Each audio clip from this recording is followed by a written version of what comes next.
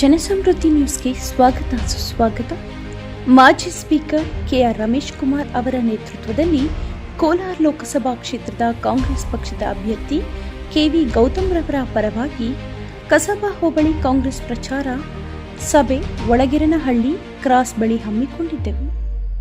ಈ ಸಮಯದಲ್ಲಿ ಅಭ್ಯರ್ಥಿಯ ಶ್ರೀಮತಿ ಡಾಕ್ಟರ್ ಪದ್ಮಶ್ರೀ ಮೇಡಂ ರವರು ಹಾಗೂ ಮಾಜಿ ಜಿಲ್ಲಾ ಪಂಚಾಯಿತಿ ಸದಸ್ಯರು ಮ್ಯಾಕಲ ನಾರಾಯಣ ಸ್ವಾಮಿ, ಈ ಭಾಗದ ಹಿರಿಯ ಮುಖಂಡರು ಹಾಗೂ ಅಧ್ಯಕ್ಷರು ಅನುಮೇಶ್ ರವರು, ಆಲಪ್ಪಗಿರಿ ಅಯ್ಯಪ್ಪ, ದ್ವಾರಸಂದ್ರ ಮುನಿವೆಂಕಟರೆಡ್ಡಿ, ಕೇತಗಾನಹಳ್ಳಿ ನಾಗರಾಜ್, ನಿವೃತ್ತ ನೌಕರರ ಸಂಘದ ಅಧ್ಯಕ್ಷರು ಬಂಗವಾದಿ ನಾಗರಾಜರವರು, ಗ್ರಾಮ ಪಂಚಾಯಿತಿ ಉಪಾಧ್ಯಕ್ಷರು ಉಮಾದೇವಿ ಮೇಡಂ ರವರು, ಡಿಂಬಲ್ ಅಶೋಕ್, ಸಮಾಜ ಸೇವಕರು ಕೆಕೆ ಮಂಜುನಾಥ ರೆಡ್ಡಿ, ಡಾಕ್ಟರ್ ವೆಂಕಟೇಶ್ ರೆಡ್ಡಿ, ಜನಪರ ಯುವ ಮುಖಂಡ ದರ್ಶನ್ ರವರು, ನಿವೃತ್ತ ಎಲ್ಐಸಿ ಮುನಿವೆಂಕಟಪ್ಪ, ಸುರೇಶ್ ಬಾಬು ಹಾಗೂ ಬ್ಲಾಕ್ ಎಸ್ಟಿ ವಿಭಾಗದ ಅಧ್ಯಕ್ಷರು ಮತ್ತು ವಕೀಲರು ಗುಮ್ಮರೆಡ್ಡಿಪುರ ಎಂ ಮುನಿಸ್ವಾಮಿ ನಾಯಕ್, ನಾಗದಿನಹಳ್ಳಿ ಶ್ರೀನಿವಾಸ್, ಈ ಭಾಗದ ಎಲ್ಲ ಪಂಚಾಯಿತಿ ಮಾಜಿ ಅಧ್ಯಕ್ಷರು, ಮುಖಂಡರು, ಹಿರಿಯರು, ಯುವಕರು, ಜನಸಾಮಾನ್ಯರು, ಅಭಿಮಾನಿಗಳು ಉಪಸ್ಥಿತರಿದ್ದರು.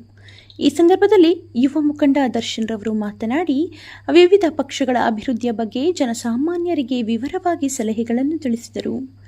ರೈತರ ಗೊಬ್ಬರಗಳ ಬೆಲೆ ಜಾಸ್ತಿಯಾಗಿದೆ, ಕಾಂಗ್ರೆಸ್ ಸರ್ಕಾರದ ಅಭಿವೃದ್ಧಿಗೆ ಬಗ್ಗೆ ಗಮನ ಹರಿಸಬೇಕು, ಎಲ್ಲ ರೀತಿಯ ಸೌಲಭ್ಯಗಳ ಬಗ್ಗೆ ಸಮರ್ಪಕವಾಗಿ ಸಿಗುತ್ತಿತ್ತು, ಹೀಗೆ ಹಲವಾರು ಸಲಹೆಗಳ ವಿಚಾರಗಳನ್ನು ತಿಳಿಸಿದರು. ಈ ಸಂದರ್ಭದಲ್ಲಿ ಅಭ್ಯರ್ಥಿಯ ಶ್ರೀಮತಿ ಡಾಕ್ಟರ್ ಪದ್ಮಶ್ರೀ ಮೇಡಂ ರವರು ಮಾತನಾಡಿ, ಈ ಸಾರಿ ನಮ್ಮ ಕಾಂಗ್ರೆಸ್ ಪಕ್ಷದಲ್ಲಿ ಅಭ್ಯರ್ಥಿಯಾಗಿ ಗೌತಮ್ ರವರಿಗೆ ಸಹಕಾರ ನೀಡಿ, ನಿಮ್ಮೆಲ್ಲರ ಅಭಿಮಾನ ಈ ಸ್ಥಳ ಮರೆಯುವ ದಿನ ಅಲ್ಲ, ಹೀಗೆ ಹಲವಾರು ಸಲಹೆಗಳನ್ನು ವ್ಯಕ್ತಪಡಿಸಿದರು. ಈ ಸಂದರ್ಭದಲ್ಲಿ ಮಾಜಿ ಸ್ಪೀಕರ್ ಕೆಆರ್ ರಮೇಶ್ ಕುಮಾರ್ ಅವರು ಮಾತನಾಡಿ, ಯಾವುದೇ ಕೆಲಸ ಮಾಡಬೇಕಾದರೆ ಮೊದಲು ಆಲೋಚನೆ ಮಾಡಿ, ಹಗಲು ಕ್ಯಾನ್ವಾಸ್ ಮಾಡುವುದು ಬೇಕಾ, ರಾತ್ರಿ ಟೈಮ್ನಲ್ಲಿ ಕ್ಯಾನ್ವಾಸ್ ಮಾಡುವ ಸ್ವಭಾವ ಬೇಕಾ ಎಂಬ ವಿಚಾರ ನೀವೇ ತೀರ್ಮಾನ ತೆಗೆದುಕೊಳ್ಳಿ. ರಾತ್ರಿ ವೇಳೆ ಚುನಾವಣೆ ಜಾತಿ ವಿಚಾರ ಮಾತನಾಡುವುದು, ಬೆಳಕಿನ ಚುನಾವಣೆ ಜಾತಿ ಹೆಸರು ಮತ ಕೇಳುವುದು ಎಂಬುದು ಆಲೋಚನೆ ಮಾಡಿ. ಎದುರುವುದು ನನ್ನ ಜನ್ಮದಲ್ಲಿ ಇಲ್ಲ, ನನ್ನ ರಕ್ತದಲ್ಲೇ ಬಂದಿಲ್ಲ, ಹುಷಾರಾಗಿರಿ. ಲೋಕಸಭಾ ಚುನಾವಣೆ ಕಾಂಗ್ರೆಸ್ ಪಕ್ಷದ ಅಭ್ಯರ್ಥಿ ಗೌತಮ್ ರವರಿಗೆ ಮತ ನೀಡಿ.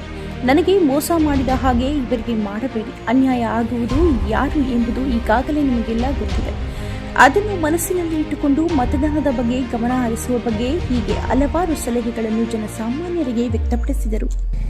ಅವರು ಪಕ್ಷದಿಂದ ನಾನು ನಿಮ್ಮೆಲ್ಲರೂ వేడుకొండేకి ಬಂದಿದ್ದೀನಿ. ಈಗ తెలుగులోనా? ఓకే. అందరికీ నమస్కారము. స్టేజ్ పైన ఉన్న రమేష్ గారికి, అందరు పెద్దలకు నమస్కారము. నా పేరు పద్మశ్రీ, గౌతమ్ గారి వైఫ్. నేను ఒక డాక్టర్, డెంటల్ డాక్టర్. 23 ఏళ్ల నుంచి నేను సేవలో ఉన్నానండి. నాకు 2 పిల్లలు, మానస్ విజయ్, ఆమె కావ్య, 2 పిల్లలు. ఈసారి మాకు టికెట్ కాంగ్రెస్ లో ఇచ్చినారు. రమేష్ గారి దయ వలన ఇక్కడ first time I think speech ఇస్తా ఉన్నాను. ఈ వేదిక నాకు ఎప్పటికీ గుర్తుంటుంది, ఈ ಪ್ಲೇಸ್ నాకు ಎಪ್ಪಟಿಗೆ ಗುರ್తుంటుంది. ಇಟ್ಕೊಂಡು ಜೂನ್ 4ನೇ ತಾರೀಕು ಕಾಯ್ತಾ ಇದ್ದೀವಿ. ದೇಶಕ್ಕೆ ಹಿಡಿದ ಶನಿ ಬಿಡುಗಡೆ ಆಗ್ಲಿನಪ್ಪ ನಮ್ಮಪ್ಪ ಅಂತ. ನೀನು ಈ ದೇಶಕ್ಕೆ ಹಿಡಿದ ಶನಿ ಕಣಯ್ಯ. ಇಂದಿರಾ ಗಾಂಧಿಗ ಕೂತಿದ್ದ ಸೀಟಲ್ಲಿ ಬಂದು ಕೂತ್ಬಿಟ್ಟಲ್ಲಪ್ಪ ನೀನು. ಎಲ್ಲಪ್ಪ ಇಂದಿರಾ ಗಾಂಧಿ? ಇದ್ಯಾವುದೋ ಒಂದು ಮೂಲೆಯಲ್ಲಿ, ಒಂದು ಊರಲ್ಲಿ ಏನನ್ನ ಸಣ್ಣ ಗಲಾಟೆ ಬಂದು ಯಾರಾದ್ರೂ ಹೆಂಗಸುತ್ತೇವ್ರಮ್ಮ, ಎಮ್ಮಲ್ಲಿ ಇಂದಿರಾ ಗಾಂಧಿ ಟೊಮೆಟೊ ಗಾಡಿ ಕೋಲಾರ್ಗೆ ಹೋಗ್ಬೇಕು ಅಂದ್ರೆ ಒಂದು ಸೀಸನ್ ಅಲ್ಲಿ 20-30 ಗಾಡಿ ಆಕ್ಸಿಡೆಂಟ್ ಆಗೋದು ನೋಡ್ತೀವಿ ನಾವು. ನಮ್ಮ ಮಕ್ಕಳು ಶಾಲೆಗೆ ಹೋಗ್ತಾರೆ, ನಮ್ಮ ಅಣ್ಣ ತಮ್ಮಂದ್ರು, ನಮ್ಮ ತಂಗಿಯಂದ್ರು, ಅಕ್ಕಂದ್ರು ಇದೇ ದಾರಿಯಲ್ಲಿ ಕೆಲ್ಸಗಳಿಗೆ ಕೋಲಾರ್ಗೆ ಹೋಗ್ತಾರೆ. ದಿನ ಎಷ್ಟು ತೊಂದರೆ ಅನುಭವಿಸ್ತಾ ಇದ್ದಾರೆ. ಇದರ ಬಗ್ಗೆ ಏನಾದ್ರೂ ಒಂದು ಚೂರಾದ್ರೂ ಅವ್ರಿಗೆ ಕಾಳಜಿ ಇದೆಯಾ? ಖಂಡಿತವಾಗಿಯೂ ಇಲ್ಲ. ಬಂಧುಗಳೇ, ದಯವಿಟ್ಟು ನಾವು ಈ ತಪ್ಪನ್ನ ಮತ್ತೆ ಮಾಡುವಂತದ್ದು ಬೇಡ. ಮುಂದೆ ಏನು ರಮೇಶ್ ಕುಮಾರ್ ಅವರಿಗೆ ನಾವು ಮಾಡಿದಂತಹ ಅನ್ಯಾಯವನ್ನ ಸರಿ ತಿದ್ಕೋಬೇಕು ಅಂದ್ರೆ ಇದೊಂದು ಒಳ್ಳೆ ಅವಕಾಶ. ಇವತ್ತೇನು ದುರಾಡಳಿತ ಇದೆ ಇಲ್ಲಿ, ನಮ್ಮ ಒಂದು ಜನರ ಕಾಳಜಿ ಒಂದು ಚೂರು ಇಲ್ಲ. ನೀರು ಬೇಕು ಅನ್ನುವಂತಹ ಒಂದು ಮಾತನ್ನು ಎತ್ತಲಿಲ್ಲ ಅವರು. ಊರ್ಕೊಂಡಾವ ಗೀರ್ಕೊಂಡಾವ ಅಂದ್ಬಿಟ್ಟು ಸದನದಲ್ಲಿ ಹೋಗ್ಬಿಟ್ಟು ನೀವು ಅರಣ್ಯ ಇಲಾಖೆ ಅದು ఇది ಅಂತ ಕೆಲಸಕ್ಕೆ ಬರೋದು. మా తాత పట్టి లోపలికి వేస్తాడు. మీరు అప్పుడు క్యారియర్లో భోజనాలు కట్టుకోవాలి, మేము జైల్లో ఉంటాం కదా. 10 ఏళ్ళు టైం వినికే అక్కడ ఇక్కడ పట్టేది ఏర్పించేది. కొంతమంది సావుకారులు కోట్యాధీశ్వరులు ఉన్నారు ఈ దేశంలో. బాగా ఇనుకోండి, తెలుగులో చెప్తున్నా కన్నడంలో చెప్తున్నా. కొంతమంది కోట్యాధీశ్వరులు మొత్తం భారతదేశాన్ని మింగేసి కూర్చో ఉన్నారు. వేల కోట్లు, లక్షల కోట్లు ఉన్నాయి వాళ్ళ దగ్గర. ಡಬಲ್ ಮಾಡ್ತೀನಿ ಅಂತ ಹೇಳಿದ್ರು. ಇವ್ರು ಏನನ್ನ ಡಬಲ್ ಮಾಡಿದ್ರು? 2014ರಲ್ಲಿ ಒಂದು DAP ಮೂಟೆ 350-400 ರೂಪಾಯಿ ಇತ್ತು. ಇವತ್ತು ಎಷ್ಟಾಗಿದೆ? 1500, 1400 ಇಷ್ಟಾಗಿದೆ. ರೈತರಿಗೆ ಅನುಕೂಲ ಆಗಿದೆಯಾ? ಕಳೆದ ಬಿಜೆಪಿ ಸರ್ಕಾರದಲ್ಲಿ ನಾನು ಹಾಕಿದ್ದೆ ಕೃಷಿ ಹೊಂಡಕ್ಕೆ ಸಬ್ಸಿಡಿ. ಸರ್ ದುಡ್ಡಿಲ್ಲ ಅಂದ್ರು. ಅದೇ ಕಾಂಗ್ರೆಸ್ ಸರ್ಕಾರ ಬಂದ 3 ತಿಂಗಳಲ್ಲಿ ನಾನು ಕೃಷಿ ಹೊಂಡಕ್ಕೆ ಸಬ್ಸಿಡಿ ಬಂತು. ಇದು ಕಾಂಗ್ರೆಸ್ ಸರ್ಕಾರ ಅಂದ್ರೆ. ಕಾಂಗ್ರೆಸ್ ಸರ್ಕಾರ ಅಂದ್ರೆ ಬರೀ ತಂದಿಟ್ಟು ಒಡೆದು ಆಳೋದಲ್ಲ, ಜನರನ್ನ ಉದ್ಧಾರ ಮಾಡಿ ಜನರ ಬದುಕುಗಳನ್ನ ಕಟ್ಟಿಕೊಟ್ಟು ಅವರನ್ನ ಬೆಳೆಸುವಂತ ಕೆಲಸ ಮಾಡೋದು ಕಾಂಗ್ರೆಸ್ ಪಾರ್ಟಿ. ಇದನ್ನ ನಾವು ನೆನ್ಪಿಟ್ಕೊಳ್ಬೇಕು ಬಂಧುಗಳೇ.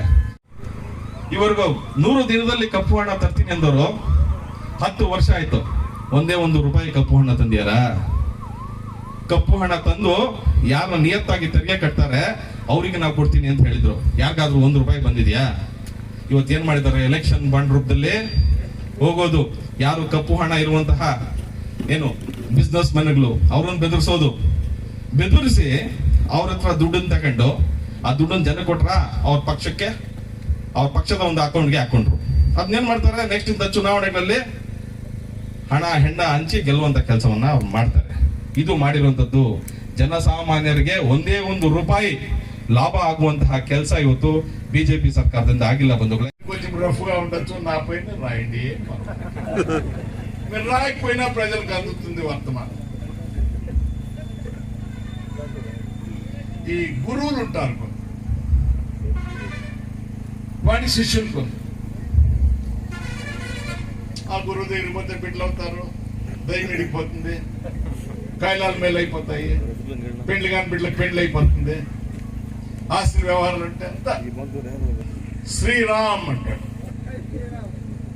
కరెక్ట్ కదా ఆయన చెప్పేది. రాముడికి పెళ్లి అయ్యలేదా? ఎవరు రాముడి భార్య? ఎవరు? నువ్వు చెప్పమ్మా. రామాయణ ఎవరు? శ్రీరాముడి పెళ్ళాము బావు చెప్పమ్మా. ఎవరు ఈశ్వర్లు? ఎవరు? వాళ్ళకు ఎన్ఫోర్స్మెంట్ డైరెక్టరేట్ సంస్థ ఉంది. మీరు ట్యాక్సులు కట్టిండ్లా, మీ వ్యాపారం ఇట్లాంటిది, మేము ఎన్ని కోట్లు తోస్తాం లోపలికి. ఎట్లా ఎవరికైనా కానీ హాయిగా సుఖంగా ఏసీలో వండుకొని బాగా నెయ్యి అన్న తినుకొని ఖుషీగా జల్సాగా ఎయిర్ప్లేన్ లో పారాడుకోవడానికి లోపల తోస్తామో బొక్కలో గట్ట భయం కదా. అయ్యో వద్దప్ప అని కాళ్ళు పట్టుకుంటాం. అవునా? అయితే ఒక పని చేయి, స్టేట్ బ్యాంక్ ఆఫ్ ఇండియాకి పోయి ఎలక్షన్ బాండ్ అంటే బీజేపీకి, భారతీయ జనతా పార్టీకి ఇన్ని కోట్లు విరాళాలు నేను ఇస్తా ఉన్నాను రాసి ఇచ్చేయండి.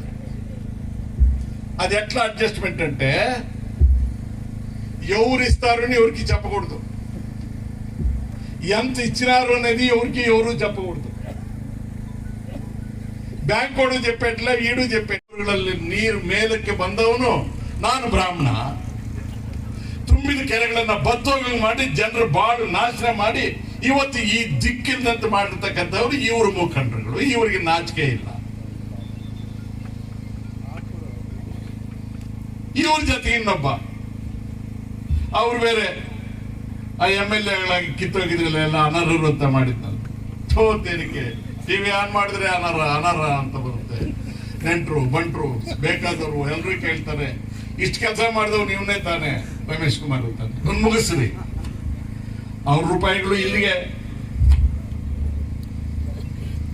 ದೇವೇಗೌಡ ರೂಪಾಯಿಗಳು ಇಲ್ಲಿಗೆ.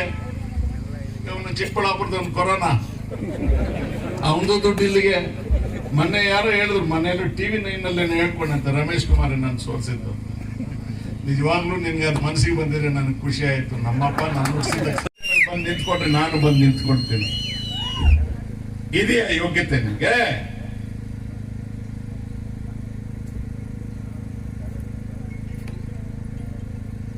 ಯಾಕೆ ಬದುಕಿದ್ದೀರಾ? ನಿಮ್ದು ಒಂದು ಬಾಳ ರಾತ್ರಿ ಹೊತ್ತು ಮಾಡಿದ ಕ್ಯಾನ್ವಾಸ್ ಈಗ ಬಂದ್ರೆ ಇಲ್ಲೇ ಕೊಡ್ತೀನಿ, ಮೈಕ್ ಮಾತಾಡಿ ಹೇಳಿ ಜನರಿಗೆ.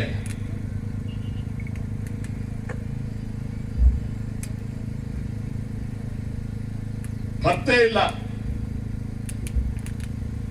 ಅವತ್ ರಾತ್ರಿ ಅಷ್ಟೇ ಕೆಲಸ ಅವ್ರದ್ದು. ನಾನು ಬ್ರಾಹ್ಮಣ ನಿಜ, ನನಗೆ ಜಾತಿ ಬದಲಾಯಿಸ್ಕೊಡಕ್ಕಾಗುತ್ತಾ?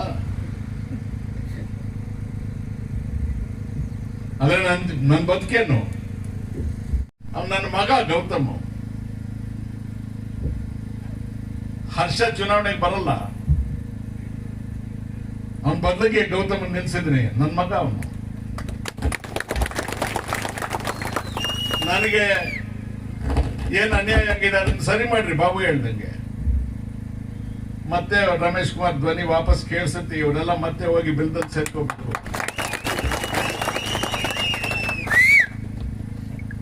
ಸುಮ್ನೆ ಬಾ ಅಂದ್ರೆ ನಾ ಬರಲ್ಲ, ನಾನು ಹುಚ್ಚ ಅಲ್ಲ. ನನಗೆ ಮಾನ ಮರ್ಯಾದೆ ಇಲ್ವಾ?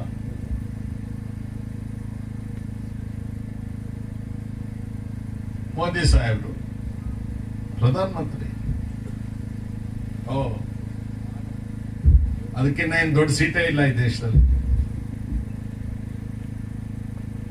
ಊರುಗಳಲ್ಲಿ ಯಾರಾದ್ರೂ ಮಾತು ಹೇಳಿ ಮಾತಿಗೆ ತಪ್ಪಿದ್ರೆ ವಾಡೆ ಪೆದ್ದ ಮನುಷ್ಯ ಮಾಟಕ್ಕೆ ತಪ್ಪ ನೋಡು ಅಂತ ಹೇಳ್ತಾರೆ. 31ನೇ ತಾರೀಕು ರಜಾ ಇದ್ರೆ 30ನೇ ತಾರೀಕೆ ನೀವು ಎಣಿಸ್ಕೋಬೇಕು. ಮನೆ ಹತ್ರ ಇದ್ದು ದುಡ್ಡು ಎಣಿಸ್ಕೊಳ್ಳೋ ಹುಷಾರಾಗಿದ್ರಿ. ಗಾಳಿ ಗೀಳಿ ನೋಟ್ಗಳು ನೀರ್ದು ಏನ್ ಸಮಸ್ಯೆ ಇಲ್ಲ. ಇನ್ನು ಉಳಿದದ್ದೆಲ್ಲ ರೈತರಿಗೆ ಈ ಸಲ 400 ಸೀಟ್ ಬೇಕಂತ ನನಗೆ ಮೋದಿಗೆ. ಟೋಟಲ್ ಇರೋದು ಭಾರತದ ಪಾರ್ಲಿಮೆಂಟ್ ಅಲ್ಲಿ 543 ಸೀಟು, ಈತ್ಗೆ 400 ಬೇಕಂತೆ. ನಾನು ಹೇಳಿದೆ 400 ಕಡಿಮೆ ಆಗುತ್ತೆ, 800 ತಗೊಂಡ್ಬಿಡಪ್ಪ. ಯಾಕಂದ್ರೆ ಮತ್ತಿನ್ನೊಂದು 5 ವರ್ಷಕ್ಕೆ ಚುನಾವಣೆ ಬರುತ್ತಲ್ಲ, ಅವಾಗ ಶಾರ್ಟೇಜ್ ಆದ್ರೆ ಇದನ್ನು ಅದಕ್ಕೆ ಅಡ್ಜಸ್ಟ್ ಮಾಡಿ. ಈಗ ಬುಧವಾರ ಸಂತೆ ಆಗುತ್ತೆ ಇಲ್ಲಿ. ಅವನು ಕುರಿಗಳು ಹಾಕೊಂಡ್ ಬಂದಿರೋನು ರೈತ ಅವನೊಂದ್ ಕಡೆಗೆ, ಕೊಳ್ಳಕ್ ಬಂದಿರೋನು ಒಂದ್ ಕಡೆಗೆ, ಮತ್ತೆ ಬ್ರೋಕರ್ ತೀವಯ್ಯ ದಿನಕ್ಕೆ ಪಡಿಸಿಪಟ್ಟಿಂಗಾನೆ ಕೂದ ಕೇಳೋರು, ಕೊಡೋರು, ಇಸ್ಕೊಳ್ಳೋರು, ಜಾತಿ ಹೆಸರಲ್ಲಿ ಓಟ್ ಕೇಳೋರು ಬರಕ್ಕಾಗಲ್ಲ. ಈ ಹುಡುಗರೆಲ್ಲ ಹೇಳ್ತಾ ಇದ್ರು, ಬಾಬು ಮಾತಾಡ್ತಾ ಇದ್ರು, ನಂಗೆ ಆಶ್ಚರ್ಯ ಆಯ್ತು, ಇವ್ನು ಎಷ್ಟು ಮಾತಾಡ್ತಾ ಇದ್ರೆ ಭಾಷಣ ಕತ್ಕೊಂಡ್ಬಿಟ್ನಲ್ಲಪ್ಪ ನಮ್ಮ ಹುಡುಗ, ನನ್ನ ಕಣ್ಣೆದ್ರು ಬಿಟ್ಟದವನು.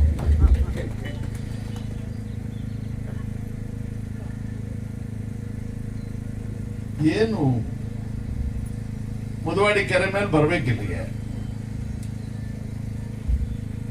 2 ವರ್ಷದ ಹಿಂದೆನೆ ಗಾಂಡ್ಲಹಳ್ಳಿ ಕೆರೆನೂ ಕೊಡಿ, ಮುದವಾಡಿ ಕೆರೆ ಕೊಡಿ. ಆ ತುಮ್ಮೆ ಮರಗಳು ತೆಗಿಬೇಕಾಗಿದ್ರೆ 3 ತಿಂಗಳು ಹಿಡಿತು. 20 JCB ರಾತ್ರಿ ಹಗಲು ಕೆಲಸ ಮಾಡಿದ್ವಿ. 980 ಎಕರೆ ಆ ಕೆರೆಯ ವಿಸ್ತೀರ್ಣ. ಕರೆಕ್ಟ್ ಆಗಿ 9 ತಿಂಗಳು ಹಿಡಿದಿದೆ ಕೆರೆ ತುಂಬಿಸೋದಕ್ಕೆ. ವಾನರಾಶಿಯವರು ಕೂಡ ಕೆಲವರಿಗೆ ರಾತ್ರಿ ಜಾತಿ ಜ್ಞಾಪಕ ಬಂದರು. ಅವರೇ ಊಟ ತಂದಿದ್ದವರು, JCB ತರಿಸಿದವರು, ಕೂತ್ಕೊಂಡವರು, ಚಾಪೆ ಹಾಕಿದವರು, ಬಡಿಸಿದವರು, ಅವ್ರಿಗೆಲ್ಲ ಜಾತಿ ಜ್ಞಾಪಕ ಬಂತು. ಏನಪ್ಪ ನನ್ನ ಮಗನ ಜಾತಿ ಇದು, ನಾಗರಾವನ ವಿಷಕ್ಕಿಂತ ಕೆಟ್ಟದಪ್ಪ ಇದು. ಅದೆಷ್ಟು ವರ್ಷ ಆಗಿತ್ತು ಮುದವಾಡಿ ಕೆರೆ ತುಂಬಿ. ದಾರಿಯಲ್ಲಿ ಬರೋಗ ಜನರಿಗೆಲ್ಲ ಆಕರ್ಷಣೆ. ಈತ ಹೇಳ್ದ ಕುಮಾರಸ್ವಾಮಿ, ಕೊಚ್ಚೆ ನೀರು ಕುಡಿಯಕ್ ಕೊಟ್ಟಿದ್ವಾ?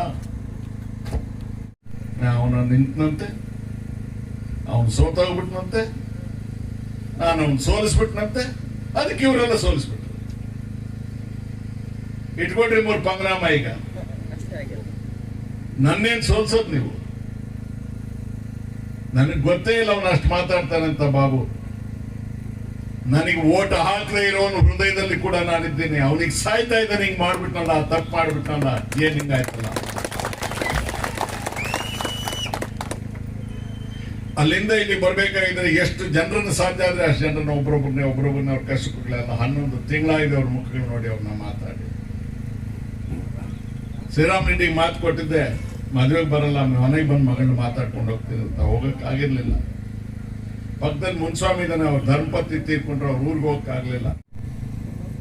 ಏನು ಬಹಳ ಶ್ರೀಕೃಷ್ಣನ ತರದವನಪ್ಪ ನೀನು, 100 ಕಡೆ ಜೀವನ ಮಾಡೋನು, ಎಲ್ಲಿದ್ಯಪ್ಪ ಇವತ್ತು ಆಟ ಎಲ್ಲಪ್ಪ ಮಗನೇ.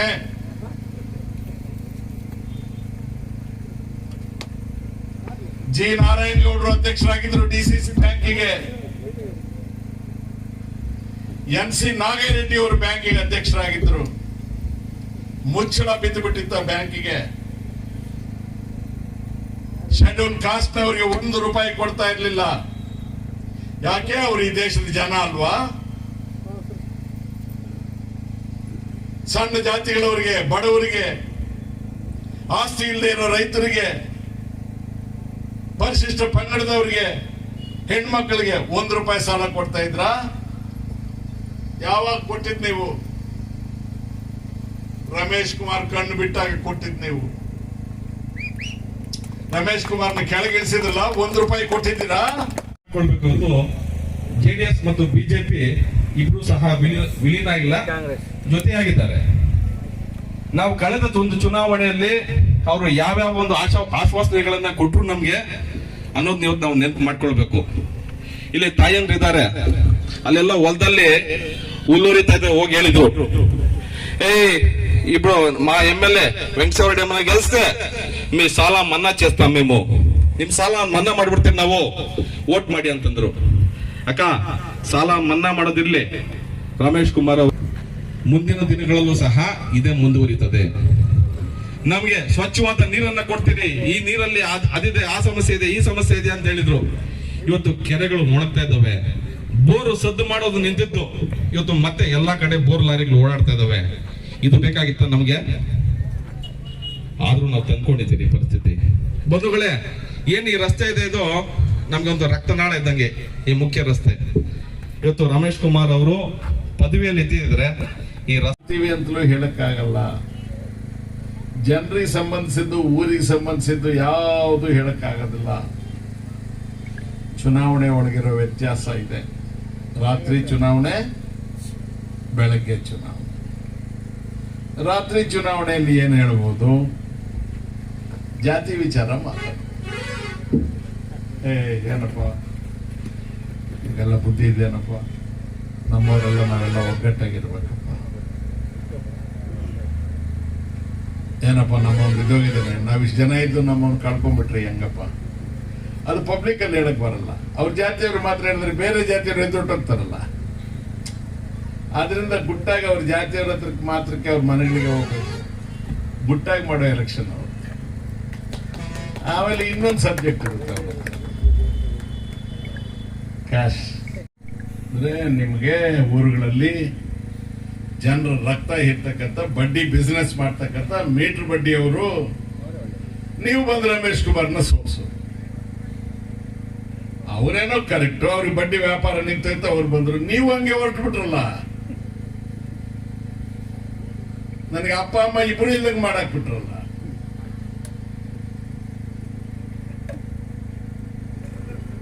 ಓದಿ ಚಲಯ್ಯ ಸ್ವಾಮಿ, ಪಡೆಯಲ್ಲಯ್ಯ ಈ ಸಾರಿ పడేస్త్రీ మీరు, నేనేం పడిపోతుంది, మీరు ఎక్కడ ఉన్నారంటారా? ఎక్కడ ఉన్నారు మీరు?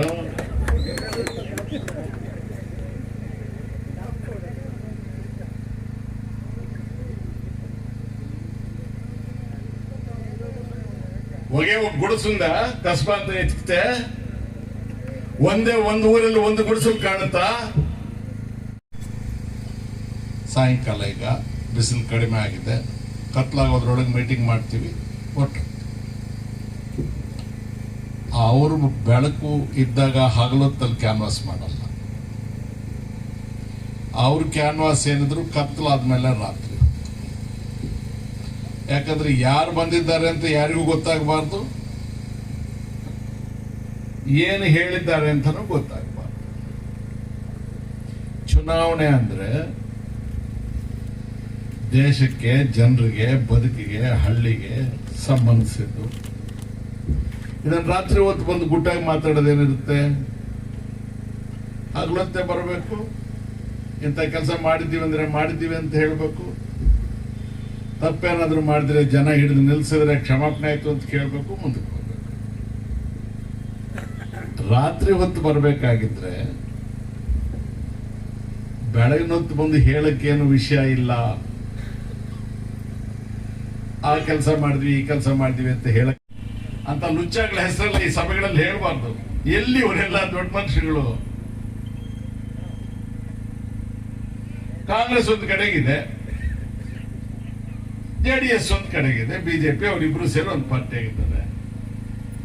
ಕಾಂಗ್ರೆಸ್ ಅಲ್ಲ, JDS ಅಲ್ಲ, ರಾತ್ರಿ ಅಲ್ಲ, ಹಗಲು ಅಲ್ಲ, ಲಿಂಗಮ್ಮನೂ ಅಲ್ಲ, ವೆಂಕಟಪ್ಪನೂ ಅಲ್ಲ. ನೀವೆಲ್ಲಿದ್ದೀರಪ್ಪ?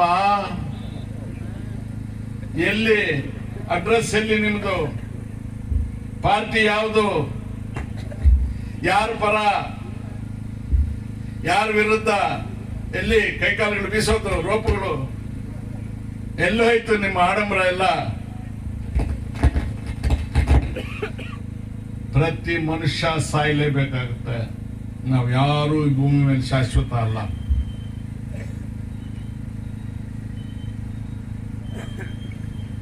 ತನ್ನಲ್ಲಿ ಬನಪ್ಪನಿಗೆ ಆರೋಗ್ಯ ಸರಿ ಇರಲಿಲ್ಲ, ವಿಚಾರಿಸ ಬಂದಾಗ ನಾವು ಬೇರೆ ಆಲೋಚನೆಗಳನ್ನು ಮಾಡಿದ್ರೆ, ಆಮೇಲೆ ಒಳಗೇನಹಳ್ಳಿ ಸಂತೆ ಒಳಗೆ ಸೇರಿ ಪರ್ಪಾಟ ಐಪಾನಪ್ಪ, ತಪ್ಪೈಪಾನಪ್ಪ, ಯಾಮಾರ್ಪಪ್ಪ ಅಂತಂದ್ರೆ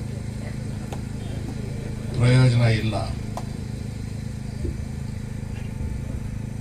ಪ್ರಯಾಣ ಮಾಡಬೇಕು ಅಂತಿದ್ರೆ ರೈಲ್ವೆ ಸ್ಟೇಷನ್ಗೆ ಹೋದ್ರೆ ರೈಲ್ ಬರಕ್ ಮೊದಲು ಹೋಗಿ ನಿಂತ್ಕೊಂಡು ಟಿಕೆಟ್ ತಗೊಂಡು ರೈಲ್ ಹತ್ತಬೇಕು. ರೈಲ್ ಹೊಟ್ಟೋದ್ಮೇಲೆ ಬಂದು ರೈಲ್ ಹೊಟ್ಟೋಯ್ತು ಅಂತಂದ್ರೆ ನಿಮ್ಗೋಸ್ಕರ ರೈಲ್ ನಿಂತಿರುತ್ತ?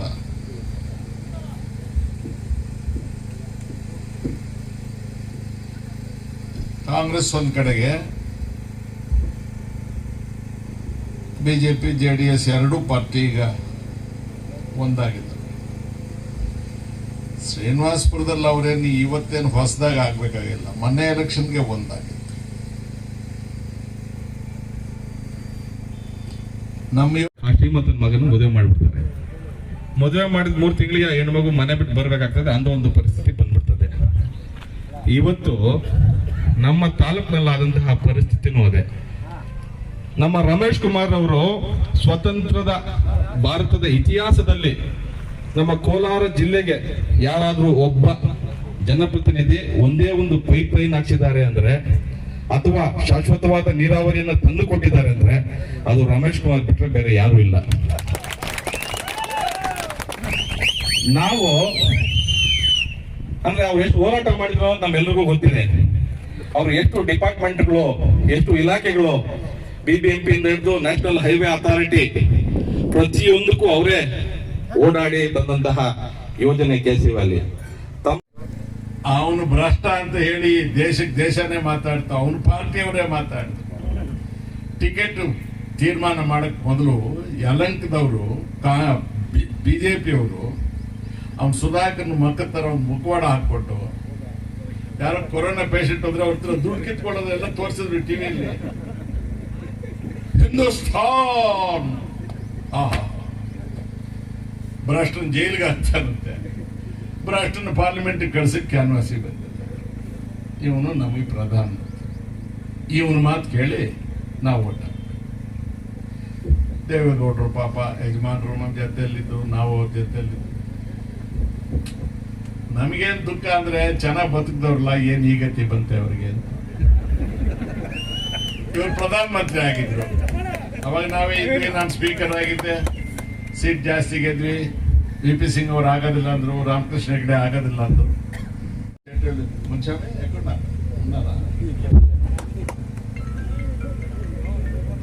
ಎಲ್ಲಿ ನೋಡಿದ್ರು ಮೀನುಗಳೇ,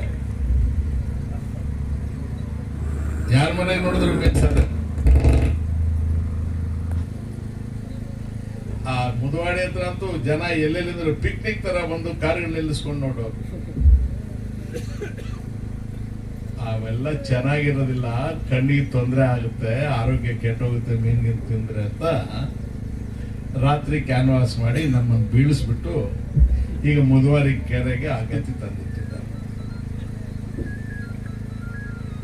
ಎಲ್ರಿ ಹೋದ್ರಿ ಇವರು? ರಾತ್ರಿ ಹೊತ್ತು ಬಂದು ಕ್ಯಾನ್ವಾಸ್ ಮಾಡಿದ್ರಲ್ಲ, ಕದ್ದು ಕದ್ದು ಕಳ್ಳರು ಜಾತಿ ಅಂತ ಹೇಳಿ ಬಂದ್ರಲ್ಲ, ನಾಚಿಕೆ ಮಾನ ಮರ್ಯಾದೆ ಇಲ್ಲದೆ. ಓಹೋ, ಏನಿವ್ರ ಆರ್ಭಟ, ಏನಿವ್ರ ರೂಪಾಯಿಗಳು, ಏನಿವ್ರ ಜಾತಿ, ಏನಿವ್ರ ಅಧಿಕಾರಿಗಳು. ನಿಮ್ಮ ಕಟ್ಟ ಎಲ್ಲ ನಾಯಕರುಗಳು ಮತ್ತು ನನ್ನ ಅಕ್ಕ ತಂಗಂದಿಯರು, ನಮ್ಮ ಅಣ್ಣಂದರು, ಅವರೆಲ್ಲರಿಗೂ ಸಹ ಈ ಒಂದು ಸಭೆಗೆ ಸ್ವಾಗತವನ್ನು ಕೋರ್ತಾ, ಮೊದಲಿಗೆ ನಾವೊಂದು ಕತೆ ಹೇಳ್ಬೇಕು ನಿಮಗೆ. ಆ ಕತೆ ಮೂಲಕ ಮುಂದೆ ನಾನು ಪಾಠ ಮುಂದುವರಿಸ್ತೀನಿ. ಒಂದು ಹಳ್ಳಿಯಲ್ಲಿ ಯಾರೊಬ್ಬ ಬಡವ ಇರ್ತಾರೆ. ಆ ಬಡವನಿಗೆ ಒಬ್ಬ ಹೆಣ್ಮಗಳು. ಆ ಹೆಣ್ಮಗಳನ್ನ ಓದಿಸೋ ಶಕ್ತಿ ಆ ಬಡವನಿಗಿರಲ್ಲ. ಊರಲ್ಲಿ ಯಾರೊಬ್ರು ದೊಡ್ಡ ಮನುಷ್ಯ ಇರ್ತಾರೆ. ಅವ್ರ ಹತ್ರ ಹೋಗ್ಬಿಟ್ಟು, ಅಣ್ಣ ನಮ್ಗೆ ಓದ್ಸಕ್ಕಾಗಲ್ಲ, ನನ್ನ ಮಗಳನ್ನ ನೀವು ಓದಿಸಿ ಅಂತಾರೆ. ಆ ಪುಣ್ಯಾತ್ಮ ಆ ಮಗಳನ್ನ ಓದಿಸಿ ಒಳ್ಳೆ ಸಂಸ್ಕಾರ ಎಲ್ಲ ಕಲಿಸಿ ಅವಳನ್ನ ಡಾಕ್ಟರ್ ಓದಿಸ್ತಾರೆ. ಇದೆಲ್ಲ ಆದ ನಂತರ ಯಾರು ಬಿಟ್ಟಿದ್ರಲ್ಲ ಆ ಹುಡುಗಿಯವರ ಅಪ್ಪ ಅಮ್ಮ, ಅವನಿಗೆ ಯಾರೋ ಪಕ್ಕದೂರಿನ ಶ್ರೀಮಂತ ಬಂದ್ಬಿಟ್ಟು ಒಂದಷ್ಟು ಬಂಗಾರನ ಇನ್ನೊಂದೇನೋ ಕೊಟ್ಟು, ನನ್ನ ನಿನ್ನ ಮಗಳನ್ನ ಮದುವೆ ಮಾಡ್ಕೊಡಪ್ಪ, ಚೆನ್ನಾಗಿ ಮಾಡ್ತಾಳೆ ಅಂತಾರೆ. ಇವ್ರ ಅಪ್ಪ ಅಮ್ಮ ಆ ಮಗಳನ್ನ ಓದಿಸಿ ದೊಡ್ಡವರು ಡಾಕ್ಟರ್ ಮಾಡಿಸಿದ್ದಲ್ಲ, ಆ ಅಪ್ಪನ ಅಭಿಪ್ರಾಯನ ಕೇಳಲ್ಲ. ಕೊಡ್ತೀರಾ? ಗ್ಯಾರಂಟಿ? ಎತ್ತಿ ಕೈಗಳು.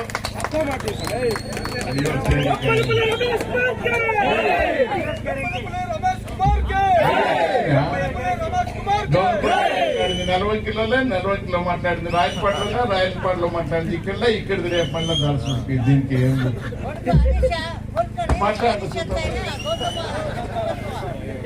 ఇంట్లోకి పోయినా అంతే, అడవికి పోయినా అంతే, శ్మశానానికి పోయినా అంతే. వాడి తల్లి తండ్రి వాడికి జన్మం ఇచ్చినారు, వాడిని నా చేతిలో పెట్టినారు, వాడి నా బిడ్డ, వాడిని గెలిపించి పార్లమెంట్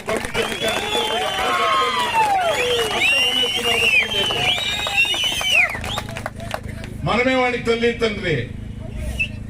నమ్మకము. మా అమ్మ నాకు అదే నేర్పించింది. దగాకోర్తనం ఈ రక్తంలో లేదు, ద్రోహం ఈ రక్తంలో లేదు, లంచగొండితనం ఈ రక్తంలో లేదు, జాతి కులము మతము మన దగ్గర లేదు. ఆ సబ్జెక్టు ఇప్పుడు ಎಲೆಕ್ಟ್ರಲ್ ಬಾಂಡ್ అని చెప్పಿ మీకు ಅಸೆಂಬ್ಲಿಯಲ್ಲಿ ಕೈ ಜೋಡಿಸಿ ನಿಂತು ಕಣ್ಣೀರು ಹಾಕೊಂಡು ಕೇಳಿದೆ, ಬೆಂಗಳೂರಲ್ಲಿ ನೀವು ಉಪಯೋಗಿಸೋದು ನೀರು ಕೊಟ್ರಪ್ಪ, ನಾವು ಅದನ್ನ ಕ್ಲೀನ್ ಮಾಡ್ಕೊಳ್ತೀವಿ, ಉಪಯೋಗಿಸ್ತೀವಿ. ಇಡೀ ಅಸೆಂಬ್ಲಿ ಕಣ್ಣೀರಾಗ್ತದೆ. ನೋಡಿದ್ದೀರಿ ನೀವೆಲ್ಲ ಟಿವಿ ನೋಡಿದ್ದೀರ ಇಲ್ವೋ? ನೀವು ನನ್ನನ್ನು ಕಳಿಸಿದ್ರಿ ಅಸೆಂಬ್ಲಿಗೆ ನಿಮ್ ಡ್ಯೂಟಿ ಮಾಡಕ್ಕೆ. 11 ತಿಂಗಳು ರಾತ್ರಿ ಹಗಲು ಕೆಲಸ ಮಾಡಿ ಆ ನೀರು ತಂದ್ವಿ. ಏನದೇನು ಕುಡಿಯೋದಕ್ಕೆ ಕೊಟ್ವಾ, ಇಲ್ಲ ವ್ಯವಸಾಯಕ್ಕೆ ಕೊಟ್ವಾ? 2 ಹಂತದ ಶುದ್ಧೀಕರಣ ಮಾಡಿ ದರ್ಶನ್ ಕೆರೆಗಳಿಗೆ ತುಂಬಿದ್ವಿ. ಕುಡಿಯೋ ಹಂಗಿದ್ದಿದ್ರೆ ಅದನ್ನ ತೃತೀಯ ಹಂತದ ಶುದ್ಧೀಕರಣ ಮಾಡ್ತೀವಿ. 35 ವರ್ಷ ಆಗಿತ್ತು ಮುದುವಾಡಿ ಕೆರೆಯಲ್ಲಿ ನೀರು ಬಂದು. ಮುದುವಾಡಿ ಅವ್ರು ವಾನರಾಸಿ ಅವ್ರನ್ನ ಕರ್ಕೊಂಡೋಗಿ ಅಲ್ಲೇ ಕೆರೆ ಒಳಗೆ ಕೂತ್ಕೊಂಡು ಸೇರಿದ್ದು ಯಾರ ಜೊತೆಗೆ? ಬಿಜೆಪಿ ಜೊತೆಗೆ. ಟೋಟಲ್ ಸೀಟ್ ಎಷ್ಟು ಕರ್ನಾಟಕದಲ್ಲಿ ಪಾರ್ಲಿಮೆಂಟ್ಗೆ? 28. 28ರಲ್ಲಿ ಇವ್ರು ತಗೊಂಡಿದ್ದೆಷ್ಟು? ಒಬ್ಬ ಪ್ರಧಾನ ಮಂತ್ರಿ, ಒಬ್ಬ ಮುಖ್ಯಮಂತ್ರಿ. 28ರಲ್ಲಿ ಕೇಳಿದ್ದು 3, ಅದರಲ್ಲಿ 2 ಯಾರಿಗೆ?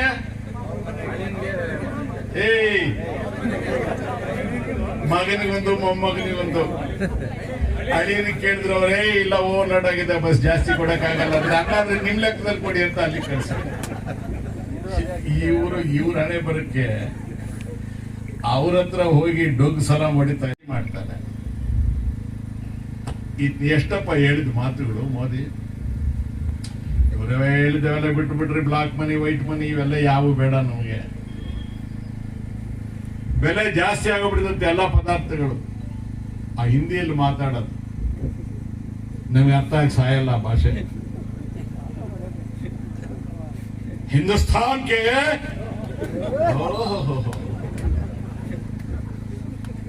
ಮೇ 56 ಇಂಚ್ ಕಾ ಆದ್ಮಿ ಅಂದ್ರೆ 56 ಇಂಚ್ ಅಂತೆ ಅವನ್ ಚೆಸ್ಟ್. ಹಾ ಕರೆಕ್ಟ್ ಅಪ್ಪ, 56 ಇಂಚ್.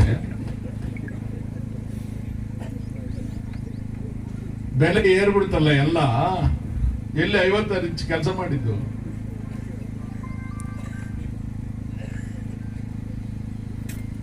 ನಮಗೇನಾದ್ರೂ ಪ್ರಯೋಜನ ಆಯ್ತಾ? ನಿಮ್ಗೆ 56 ಇಂಚ್ ಬಂದವು ಏನೇ? ಎತ್ತಿನೊಡೆ ಆಗಕ್ ಬಿಡೋದಿಲ್ಲ. ಹೋಗ್ಲಿ ಬಿಡಪ್ಪ, ಬಿಡಬೇಡ. ಈ ಭಾಗದವರು ಬಂದಿದ್ರಲ್ವಾ ಎತ್ತಿನೊಡೆ ಕೆಲಸ ನೋಡೋದಕ್ಕೆ ನೀವೆಲ್ಲ? ಈ ರಾತ್ರಿ ಹೊತ್ತು ಬಂದು ಕ್ಯಾನ್ವಾಸ್ ಮಾಡಿದ್ರಲ್ಲ, ಮಾನ ಮರ್ಯಾದೆ ಇಲ್ಲದವರು, ನಾಚಿಕೆ ಬಿಟ್ಟವರು,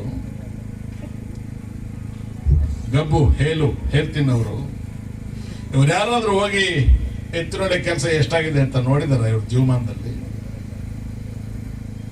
75 ಭಾಗದ ಕೆಲಸ ಮುಗಿಸಿ ನಿಲ್ಸಿದ್ದೀನಿ. ಅಲ್ಲೇ ಇದೆ, ನಾನು ಬಿಟ್ಟು ಬಂದ ಮೇಲೆ 1 ಇಂಚು ಮುಂದೆ ಕರ್ಲಿಲ್ಲ.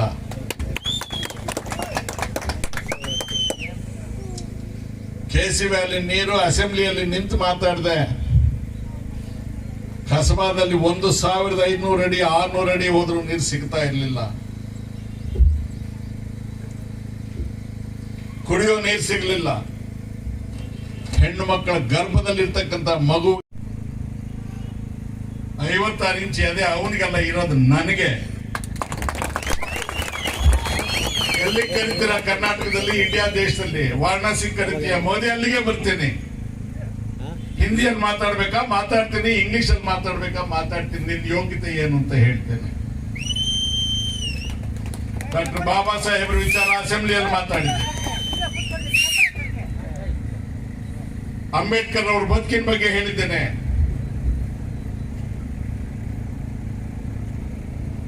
ಯಾವ ಕಷ್ಟ ಅವರು ಅನುಭವಿಸಿದ್ರು, ಯಾವ ಅಪಮಾನ ಅವ್ರು ನುಂಗಿದ್ರು, ಹೇಗೆ ದೇಶಕ್ಕೆ ಸಂವಿಧಾನ ಕೊಟ್ಟರು ಅಂತ ಹೇಳಿದ್ದೇನೆ.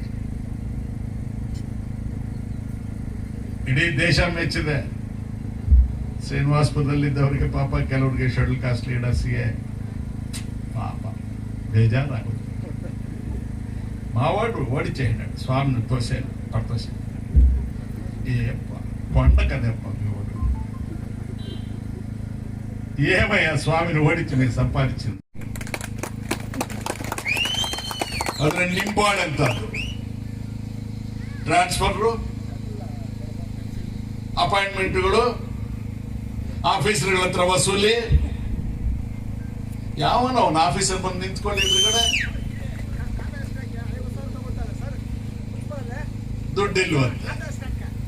ಸುಮ್ಮನೆ ಮಾಡ್ಬೇಕು. ಕೋಲಾರಕ್ಕೆ ಹೋದ್ರೆ ಏರ್ಪೋರ್ಟ್ಗೆ ಹೋಗೋದಕ್ಕೆ ಸುಲಭ ಆಗುತ್ತೆ.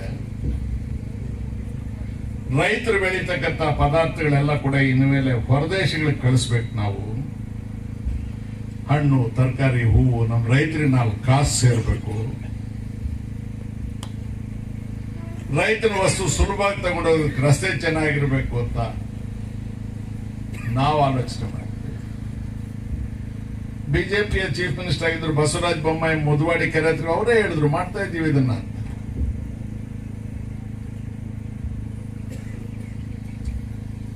ಎಲ್ಲಾಯ್ತು? నన్నేదయ్యా మీరు ఓడించేది?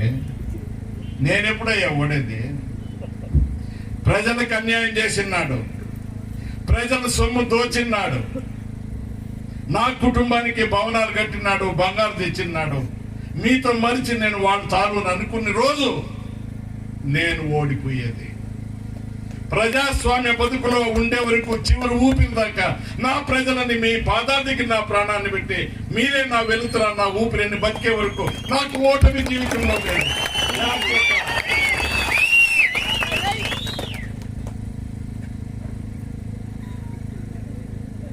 ಆಗೋಯ್ತು. ನಡಿಬಾರ್ದೆಲ್ಲ ನಡೆದೋಗಿದೆ. ಓ, ಮುದುಕಿ ಒಬ್ಳಿದ್ಲಂತೆ,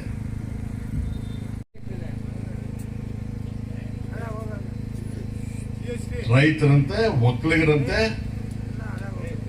ಜಾತಿನಂತೆ ಏನ್ ತಿನ್ನೋದು ನೀವು ಹೊಟ್ಟೆಗೆ? ಏಯ್, ಯಾರಿಗೂ ಹೆದರ್ಸೋದು ನೀವು? ರಮೇಶ್ ಕುಮಾರ್ಗ ಹೆದರಿಕೆ ಅನ್ನೋದು ನನ್ನ ಜನ್ಮದಲ್ಲಿ ಜಾತಕದಲ್ಲೇ ಇಲ್ಲ. ಹುಷಾರ್.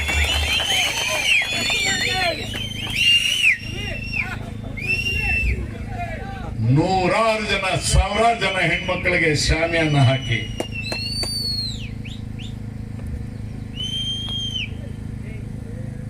ಗೌರವವಾಗಿ ಚೇರ್ಸ್ ಹಾಕಿ ಅರಸಿನ ಕುಂಕುಮ, ಎಲೆ, ಅಡಿಕೆ, ಹೂ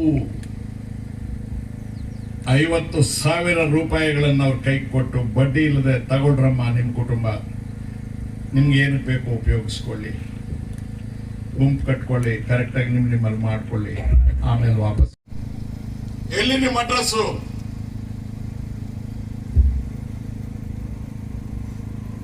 ಏನ್ ಹೇಳಂಗಿದ್ದೀರಿ? ನನ್ನ ಮೇಲೆ ಕಳ್ತನ ಮಾಡಿದೀನಿ ಅಂತ ಹೇಳ್ತೀರಾ? ಲಂಚ ತಗೊಂಡಿದ್ದೀನಿ ಅಂತ ಹೇಳ್ತೀರಾ? ಅಸೆಂಬ್ಲಿಯಲ್ಲಿ ಮಾತಾಡ್ಲಿಲ್ಲ ಅಂತ ಹೇಳ್ತೀರಾ? ಊರಿಗೆ ಬರ್ಲಿಲ್ಲ ಅಂತ ಮಾತಾಡ್ತೀರಾ? ಯಾರಿಗಾದ್ರೂ ಮರ್ಯಾದೆ ಕೊಡ್ಲಿಲ್ಲ ಅಂತ ಮಾತಾಡ್ತೀರಾ? ಏನಿದೆ ನನ್ನ ಮೇಲೆ ಹೇಳಕ್ಕೆ? ಏನಿಲ್ಲ. ಸುತ್ತರಾಮ್ 0.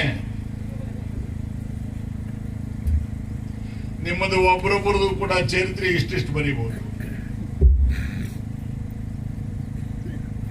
ಈ ಕೋಳಿ ಹುಂಜಾನ ಕಂಕಳಲ್ಲಿ ಇಟ್ಕೊಂಡು ಬೆಳಗ್ಗೆ ಹೆಂಗಾಗುತ್ತೆ ಅಂತ ನೋಡಿದ ಮುದುಕಿಯರ್ನೆಲ್ಲ ನೋಡಿದ್ದೀವಿ. ಹುಂಜ ಕೂಗಿದ್ರು ಕೂಗದೆ ಹೋದ್ರು ಬೆಳಗ್ಗೆ ಹಾಗೆ ಆಗುತ್ತೆ. ಗೌತಮ್ ಗೆದ್ದೆ ಗೆಲ್ತಾನೆ. ಕರ್ನಾಟಕದಲ್ಲಿ ಕಾಂಗ್ರೆಸ್ ಗೆದ್ದೆ ಗೆಲ್ಲುತ್ತೆ. మోదీ సాహెబ్ దీనికి ఎవడో ఒకడు నా ఇట్లాంటోడు తలకాయ చేయండివాడు సుప్రీంకోర్టు కేసు. సుప్రీంకోర్టులో జడ్జికే